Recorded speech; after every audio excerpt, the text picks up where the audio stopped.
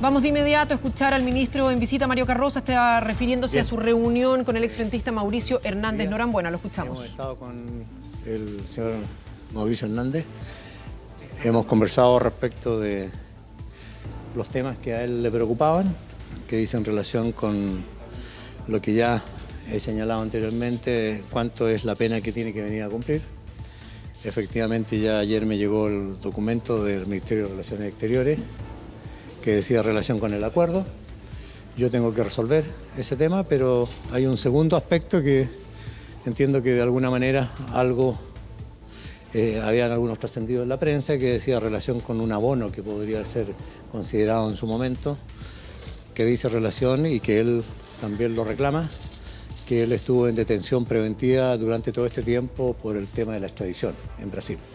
Por lo tanto, él señala que dentro del mismo convenio del acuerdo del Mercosur hay una norma que señala que esa detención preventiva por extradición debería ser considerada en el momento de que se establezca cuál es la pena que tiene que cumplir. Respecto de entiende que él entra a cumplir las dos condenas y una vez que se establezca cuál va a ser el quantum de la pena y ya más o menos va a quedar todo claro. Lo otro es respecto de la fuga. Él señala que no hay mucho que conversar sobre ella. Él entiende que eso no es parte de la extradición, es entendible. Él tiene derecho a guardar silencio. Tampoco manifiesta interés en hacerlo porque podría autoincriminarse, lo que también es un derecho que tienen las personas a no autoincriminarse. O podría incriminar a terceros, que tampoco es un tema que a él dice por los años que han transcurrido, ya no es un tema para él. Por consiguiente, digamos, en respecto a ese tema, él señala que no va a declarar, porque no sé si ustedes recuerdan, en algún momento dado hubo un procesamiento por asociación ilícita y por quebrantamiento de condena respecto de él que quedó sin efecto finalmente y por lo tanto la petición de extradición por esos delitos ya se dejó sin efecto. Esos son más o menos los temas que se conversaron y él tiene intención y así lo ha expresado en los medios que él quiera señalar. Dice que va a hablar con algún periodista en ese sentido. Los temas que él va a hablar no me lo señala, pero que dice que está abierto a conversar con algún medio.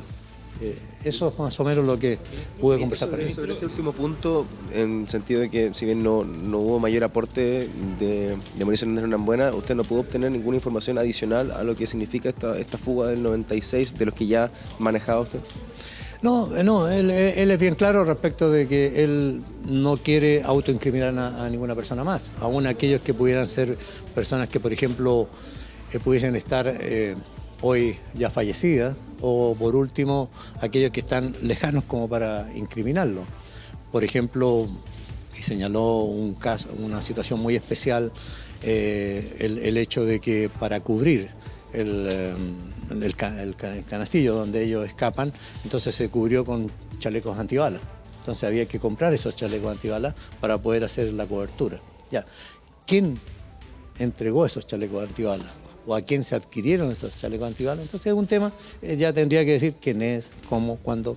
Ya es un tema que él no quiere entregar esa información. Con respecto a la definición, ministro, de cuántos años finalmente él va a pasar en prisión, es una decisión que le compete a usted en exclusiva y se aclara entonces el tema del abono que no lo va a recibir.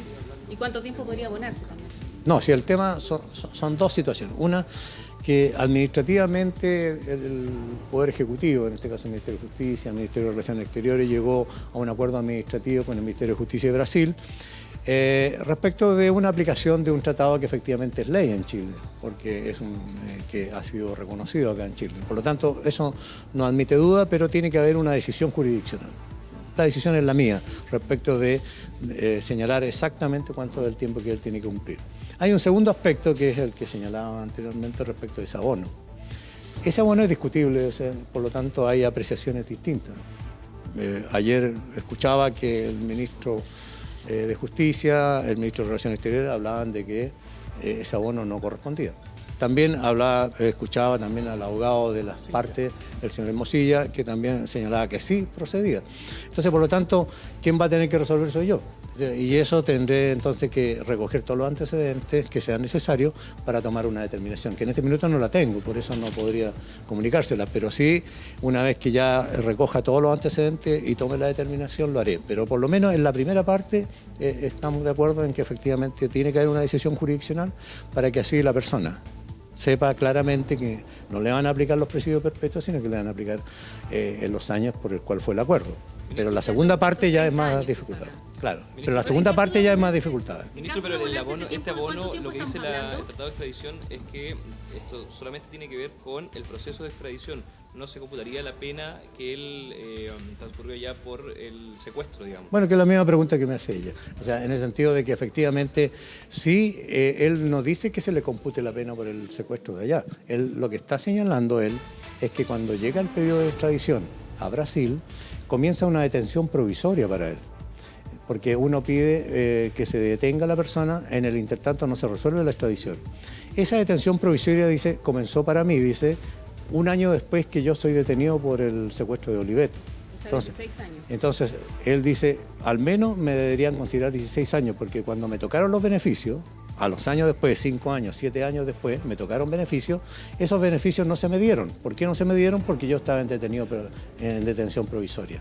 Entonces, en ese sentido, él espera que cualquier beneficio que pudiese haber obtenido es porque no estaba detenido provisoriamente. Y de hecho, cuando un juez en Brasil dice usted ya cumplió la pena, usted ya cumplió esta condena del señor Oliveto, por lo tanto usted queda libre, dice, pero queda libre, pero sí sujeto a la extradición, porque usted está detenido preventivamente.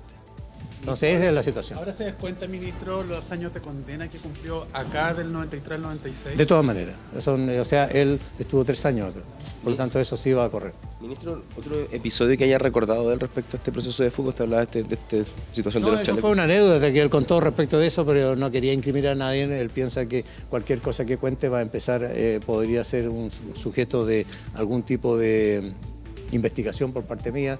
O sea, me entiendo que el tiempo ha transcurrido, la situación es diferente, se tendrán que tomar las resoluciones que correspondan. Eso es parte del sistema, pero él dice que está abierto a hablar con un periodista y eso nosotros no tenemos problema para autorizarlo para eso. Ahora, no sé si sobre los casos o sobre su posición ideológica, eso ya no lo sé. Eso no es parte de lo que a mí me corresponde. Ahora, ¿cuándo podría tomar una resolución en torno a la pena en específico? Lo más luego posible, porque yo creo que nadie puede estar en la incertidumbre. Yo pienso que tiene que tomarse esta semana o la próxima, siempre que las partes también tienen su derecho y tienen que hacerlo efectivo. O sea, aquellos que están son parte de uno y otro proceso, porque recuerden ustedes que había una petición también en el proceso de Cristian Edward de una media prescripción. Bueno, eso por lo menos se suspende porque si se va a resolverse es preferible resolverlo todo que resolverlo por parte. Ahora Ministro, plantea el ¿sobre sus ministro condiciones también carcelarias? sobre las condiciones carcelarias, plantea el abogado ayer esta celda de Rosa, a máximo cargo de la causa, recordemos, de Mauricio Hernández Norambuena, que fue extraditado a nuestro país. Principales informaciones que dio, por un lado, el hecho de que se debería conocer la pena durante esta semana, dice él, lo antes posible, no es la idea que esté en la incertidumbre respecto de finalmente cuál va a ser, cuántos van a ser los años que va a pasar en la cárcel, que sí se le van a respetar los 3 años que ya estuvo en prisión en nuestro país y que habría un tema respecto de la detención provisoria en la cual estuvo en Brasil durante los años desde que se pide la extradición. Él habría tenido derecho a ciertos beneficios, los cuales no pudo tener mientras cumplía su pena en Brasil por, recordemos, el secuestro de un publicista, Washington Oliveto, y entonces, durante este tiempo, él estuvo en detención provisoria producto de la extradición hasta que se definiera cuándo iba a ser extraditado o si es que iba a ser extraditado a nuestro país, y es eso entonces lo que él espera que también se considere al momento de ver cuántos van a ser los años que debería permanecer encarcelado en nuestro país. Recordemos, 30 años de acuerdo al respeto de la máxima condena en Brasil.